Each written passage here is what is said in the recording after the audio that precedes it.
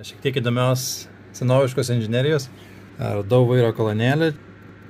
Čia yra vairuojantysis velenas. Ant jo yra štai tokio senumo kryžmė. Visa kryžmė sustiprinta kevlaro siūlais, ypač ties skylėmis varžtam ir kniedėm. Čia bandžiau biškai atpjauti tą guminę dalį, kad prieiti prie kniedžių ir tada jas pabandyti nupjauti, nes čia viskas užsioksidavę, tai labai sunkiai sekėsi tą padaryti, net ir ant tokio amžiaus detalės. Tai su ta mintim reikia pabaigti surinkti vairo kolonėlę.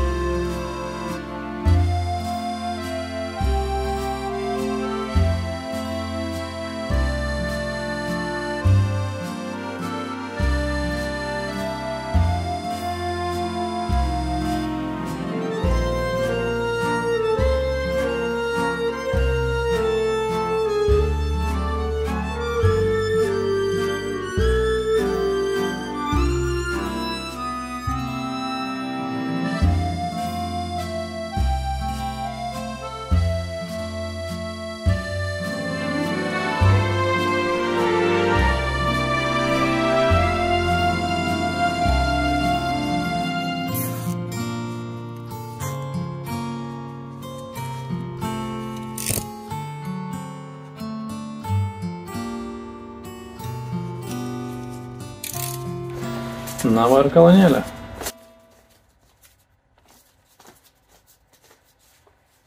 Na, vairo kolonėlės dabar dar tikrai negaliu montuoti, plus kaip visada trūksta kažkokių dalių, tai kol jų laukiu, atsimenu, kad pagrindinis stabdžių cilindriukas leidžia skysti, turbūt labai senai, jį reikia įdėti naują. Na, kartu visą stabdžių sistemą reiks atnaujinti, bet pradėkime nuo jo. Reikia pabaigti išsukti ir išimti.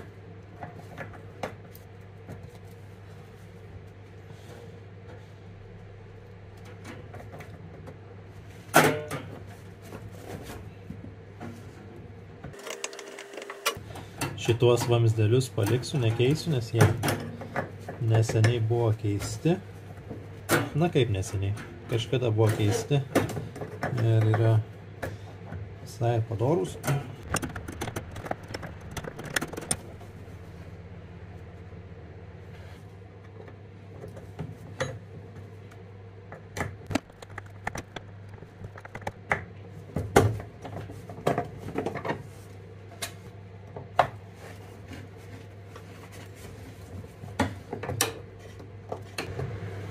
Na ką, šitą varžtą reikės iš vidaus prilaikyti, kad neprasisuktų.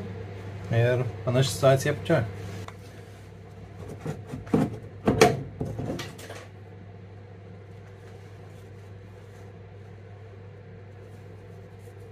Kaip minėjau apie dalių laukimą, tai pagaliau sulaukiau naujos variklio pagalvės. Tik tai iki jos sumontavimo dar reikia padaryti keletą dalykų. Kaip ir viskas renukė, tai yra skardos, šiokie tokie sutvirtinimai viduj. Galbūt kažkokiam tai nedideliam autoįvykiui ir padėtų, bet realiai čia tokia ta struktūrinė dalis, kuri atlieka pavarų dėžės pagalvės tvirtinimo funkciją, bet ta pagalvė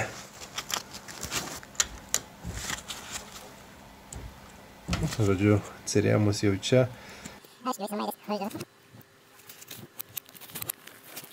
Taigi senoji variklio pagalvė tiesiog atsisluoksniavo ir nukrito nuo savo montavimo plokštelės. Galbūt specialiai tam yra apsauginis kantas. Akylesni gal pastebėjot, kad aš vis nukelinėjau išgręžti likusias dvi skyles ant savo suvirintos dalies. Čia tą visą gabalą įdėjau, jeigu nepamenat. Tai gana paprastai dabar išsispręs. Belieka prisukti, pragręžti. Tik tai pro vieną pusę, nes kitoj skylės yra. Taigi, žinoma, tokios detalės aš nedėsiu.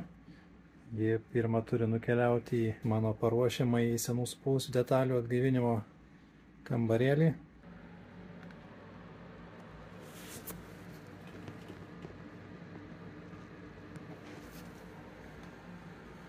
Na ir kad mes jau čia vėl apačioje.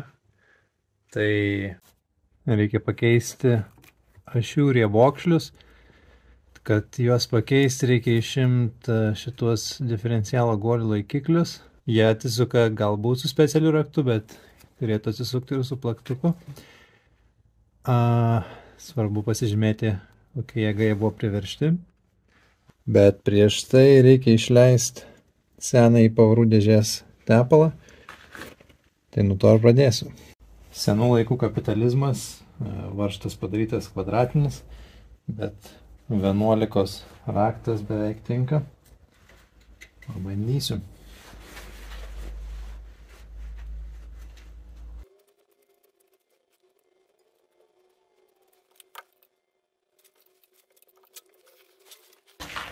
Visgi 10 raktas turėtų tikti labiau.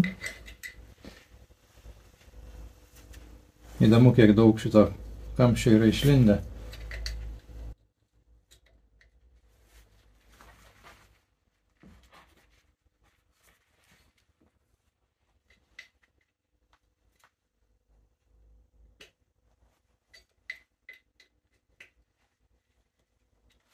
Nu, ir koksgi skystis, jeigu čia kažkokio iš vis yra.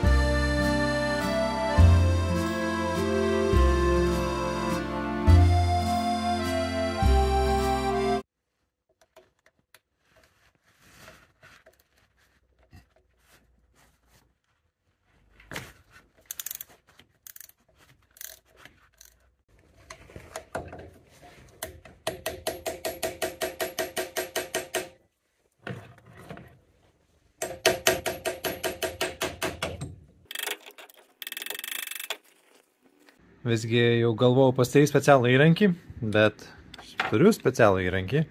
Šitas tepalo filtro raktas, ko ne idealiai tinka įsidėti. Ir su.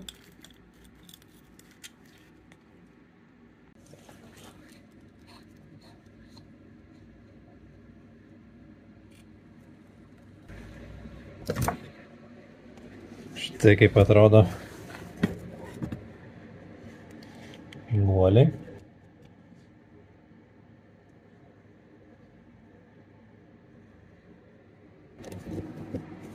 Ir štai tas rieboklis, kurį reikia pakeisti.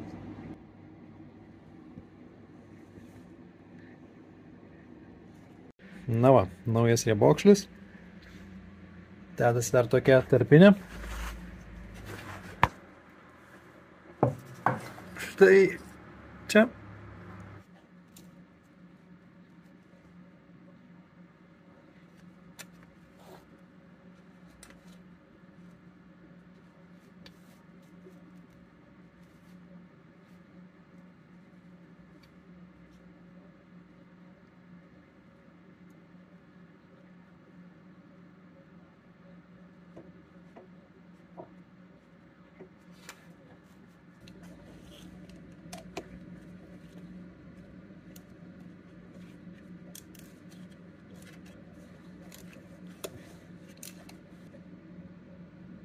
Na va, turėtų būti gerai. Tiesiog reikėjo suvažinėti dar kartą į pardą, viską perrinkti ir...